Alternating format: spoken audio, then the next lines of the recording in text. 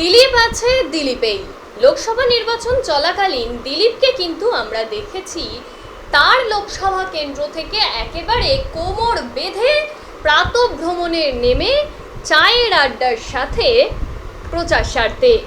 কিন্তু তারপর অর্থাৎ লোকসভা নির্বাচন 2024 তার ফলাফল ঘোষণার পরও কিন্তু দিলীপ থামেননি। দিলীপ কিন্তু দিলীপেই আছেন। তিনি কিন্তু প্রত্যেক দিনই বিভিন্ন জায়গায় প্রাতঃভ্রমণ সারছেন, পুরানো কর্মীদের সঙ্গে পুনরায় একজোট হচ্ছেন। কারণ তার ভাষায় ওল্ড ইজ গোল্ড। পুরনো কর্মীদের চাঙ্গা করতে হবে, পুরনো কর্মীদের পিছন থেকে আবার সামনের সারিতে কিন্তু নিয়ে আসতে হবে বলেও দাবি দিলীপের। তার কারণ তিনি বলেছেন যে ভোটের ফলাফল যা হয়েছে তার জন্য বর্তমানে পুরনো কর্মীদেরই সবচেয়ে বেশি প্রয়োজন। এক প্রকার নাম না করেই নতুন কর্মীদের কিন্তু এক হাত নিচ্ছেন দিলীপ ঘোষ।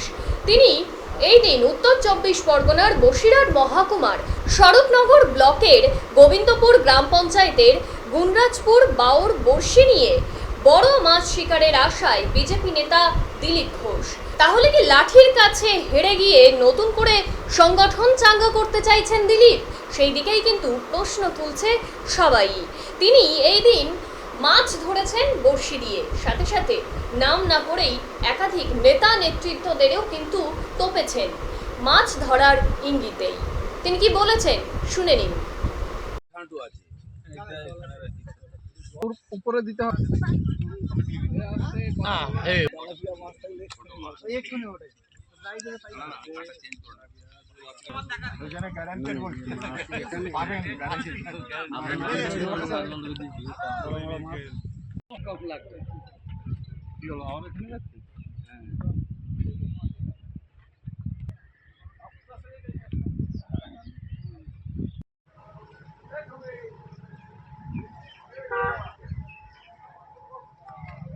খাওয়া দাওয়া কোথায় করাবে? খাওয়া দাওয়া ওইখানে।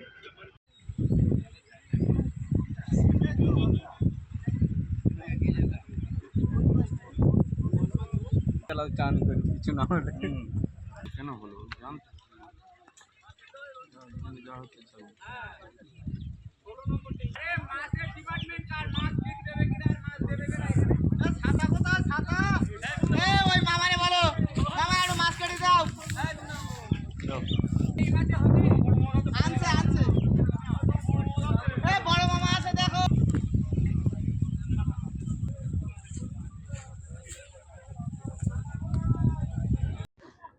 একটা ভেড়ি তো এখানে ছিপেতে মাছ লাগছে না, আমি একটা চিংড়ি ধরেছি গলদা, আর বাকি ছোট ছোট মাছ লাগছে ভেড়ি।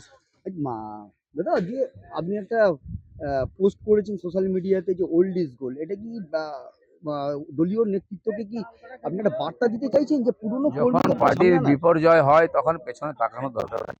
যারা পার্টি যারা পার্টিকে জিতিয়েছেন তাদেরকে সঙ্গে নিতে হয়।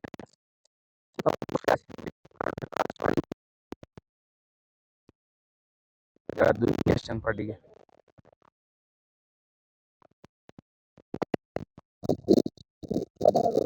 নেমে এসছে, দল কি খামতি মনে করছেন? খামতি তো হয়েছে, রেজাল্টটাই সব শেষ। সেটা কেন হয়েছে এবার ভাবতে হবে সবাইকে নিয়ে। কালকে আগামীকাল রাজ্যে কেন্দ্রে শপথ গ্রহণ হবে। এই কেন্দ্রে কি থাকবে সরকার মনে করছেন? অনেকেই তো বলছে যে এই সরকার থাকবে না। অটলজিও 6 বছর চালিয়েছিলেন সরকার। কোয়ালিশন সরকার চালাওয়ার টেকনিক বিজেপি জানে, কারণ বিজেপি কোয়ালিশন গভর্নমেন্ট শুরু করেছিল।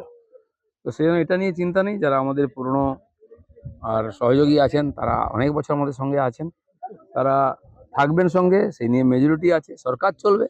তবে যে আত্মবিশ্বাসের সঙ্গে সরকার কাজ করেছিল তখন এবার চিন্তা করতে হবে সবাইকে নিয়ে কাজ করার সময়। শেষ প্রশ্ন দাদা, বলছি যে পুরনো রাজ্যের যেসব আপনাদের নেতৃত্ব আছে তাদের কি কি সামনের সারিতে আনার কি একদম সরাসরি কোনো প্রস্তাব দেবেন আপনি দলকে? দল প্রস্তাব চাইলে করব, আমি নিজে সবার সঙ্গে দেখা করবো, কথা বলবো।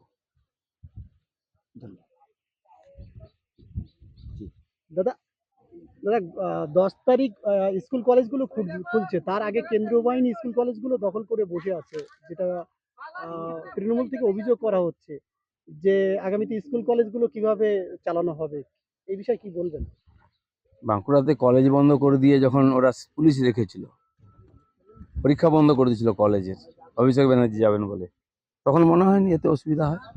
আজ সারা পশ্চিমবাংলায় তারা হিংসার রাজত্ব চালাচ্ছে, গুন্ডাদের রাস্তা নামিয়েছে, দোকানপাট লুট হচ্ছে, মারপিট হচ্ছে, হাত পা ভাঙা হচ্ছে। তখন যদি সেন্ট্রাল ফোর্স আসে, সরকার পুরোপুরি ফেলিওর, পুলিশ কাজ করছে না, গুন্ডাদের সঙ্গে আছে, তো তখন তো সুরক্ষা বাহিনী রাখতে হবে। 10 দিন পরে থাকবে, গতবার 2বার ছুটি দেওয়া হয়েছিল, 10-5 দিন পিছিয়ে দেবে আবার ছুটি, যতক্ষণ না স্বাভাবিক হচ্ছে। এই হিংসার মধ্যে ছেলেমেয়েরা স্কুলে যাবে কি, এটাও ভাবতে হবে।